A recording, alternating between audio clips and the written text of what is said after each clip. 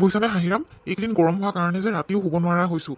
এই বাহিৰত ইমান ঠাণ্ডা ঠাণ্ডা বতাহ, সেইকাৰণে ভাতকেইটা খাই উঠি বাহিৰত অকণমান ঘূৰি নিদিয়ালৈকে মনটোৱে শান্তি নালাগে। এতিয়া যে কিমান ভাল লাগিছে, চাফা চাফা লাগিছে পাই। এই ময়ো একেই নহয়, গৰমত ক'ত আৰু শুব পাৰি। তাকে বোলো বতাহ লওঁ বুলি ওলাই আহিছিলোঁ। এই বেছি দেৰি ৰ'ব নোৱাৰোঁ, মহৰ যি উৎপাত। গৈয়ে থাকোঁ নেকি লাহে লাহে ন। ব'লা ব'লা। এইটো কি? হা, ইমান ডাঙৰ জকা, জকায়ো তেনেকৈ খোজকাঢ়িব পাৰেনে? ভূত ভূত, পলা পলা। বিৰাট ডাঙৰ জকা আছিলে দেই। বহুত ভয় লাগিলে। কিবা কিবা কৰি আৰু প্ৰাণটো ৰক্ষা পাইছোঁ। কেনেকৈ যে খেদি আহিছিল ঐ। আজি ৰাতি পাজি দোকানৰ আগতে থাকি দিয়াই ভাল হ'ব নেকি? এতিয়া ৰাতি বিয়লি আকৌ যদি মই যাওঁ, কিজানিবা আধা ৰাস্তাতে যদি পাই যায়, তেতিয়া কি হ'ব? নাই নাই, মই নোৱাৰোঁ যাব। হাঁহিৰাম, ইয়াতে বহি দিওঁ নেকি? মোৰ যে বৰ ভয় লাগিছে। নাইনো, কি হয়নো ইমান ডাঙৰ জকা? আৰে, এই ৰাতিখন মই কিয় আহিছিলো বাৰু? তাচপাত খেলিব যাওঁ বুলি ভাবিছিলো, এতিয়া এই জকাটোৰ ভয়তে উভতিব লাগিব যেন পাইছোঁ। কৃষ্ণ, জকাই কথা নাচিবও পাৰেনে? নাই নাই, মই পলাই দিয়াই ভাল হ'ব, নহ'লে নাচি নাচি মোৰ মূৰৰ ওপৰতে উঠি ল'ব। হা, মোক এৰি দিয়া, এৰি দিয়া। মোৰ বহুত ভয় লাগিছে, মোক নাখাবা। মইতো খামেই, মোৰ ভোক আছে পেটত, মই খাম। মোক ওলাই যোৱাই ভাল হ'ব, ইমানকৈ খেদিছে। ভকত বাইদেউ, শুনিছোঁ গাঁৱত বোলে এটা জকা ওলাইছে। জকাটোৱে বোলে বৰ মানুহক অশান্তি কৰিছে, ৰাতি ওলাব নোৱাৰা অৱস্থা। আপুনি বাৰু গম পায়নে কথাটো? এৰা মালতী, ময়ো কথাটো নুশুনা নহয়, শুনিছোৱে মিহি মিহিকৈ। কিন্তু এতিয়া ওলাবৰহে ভয় হৈছে। আমাৰ ৰাতিও কিছুমান কাম থাকে নহয়। পিছদিনাখন আকৌ দোকান দিবলগীয়া হয়, সেইকাৰণে আগদিনাখন ৰাতি বহুত কাম কৰিবলগীয়া থাকে। বাহিৰত ওলালে কামেই নহয় দেখোন। পিছে এতিয়া কি কৰা যায়, মইতো ভাবিয়ে পোৱা নাই। আজিয়ে মোৰ ৰাতি কাম আছে বাহিৰত, কি যে কৰোঁ। তাকে, ময়ো সন্ধিয়া সময়তে ভাত পানী বনাই আজৰি হৈ ল'ব লাগিব। মোৰ যে বিৰাট ভয় এইবিলাক বস্তুৰ প্ৰতি, বিশেষকৈ জকা এটা আহি থাকে বুলি কৈছে, আৰু ৰাতিকাল জকাটো দেখি পালে আৰু হ'ল আৰু মই যে লগালগ চেঞ্চলেছে হৈ যাম।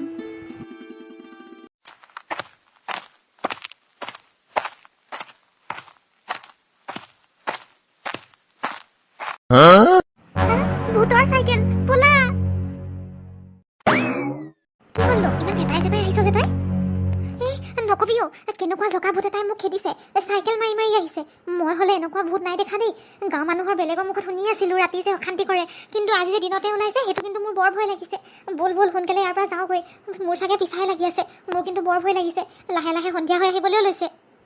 এখন বিষম কথা হৈছে। যাওঁগৈ তেতিয়াহ'লে, পলা ইয়াৰ পৰা।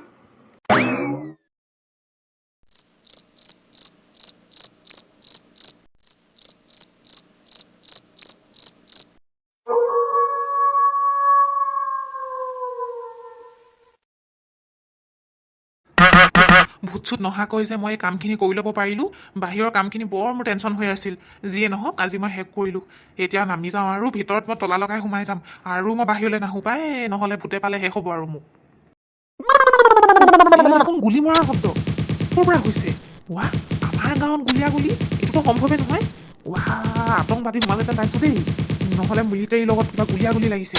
নাই নাই, য'তেই বাঘৰ ভয় তাতে ৰাতি হয়। মানে ভূতৰ কাৰণেতো ভয় কৰি আছোঁ, আকৌ লগতে গুলীয়াগুলী লাগিছে। নাই নাই নাই, মই এতিয়া সোমাবই লাগিব। এয়া দেখোন ভূতে গুলী মাৰিছে, মানে জকাটোৱে। নাই নাই, পলাই যাওঁ। মইতো ভূতে খাই বুলিহে ভাবিছিলোঁ, কিন্তু ভূতে যে এনেকুৱা বন্ধুকো লৈ আহে বুলি ভবা নাছিলোঁ। নাই নাই, পলাই দিয়াই ভাল হ'ব। গজেন, তয়ে যদি বচাব পাৰ আৰু আমাক, নহ'লে কিন্তু নহৈছে। শুনিছোঁ সেই হীৰেণ দদাইদেউহঁতক আজি হেনো গুলী মাৰিছে। এনেকুৱানো ভূত জকা থাকেনে, যোনে গুলী পিষ্টল আনিব পাৰে? মোৰ যে বিশ্বাসেই হোৱা নাই। এই তোৰো বন্দুক এটা আছে নহয়, তয়ো মাৰি দেগৈ যাচোন যা। এই গোটেই গাঁওখনত তয়ে বাহুবলী হয় আমাৰ কাৰণে। তোৰ ওচৰত বহুত শক্তি আছে। তই আমাক উদ্ধাৰ কৰ গজেন, নহ'লে আমি সকলো শেষ হ'ম। গজেন, তই আমাক বচাব লাগিব।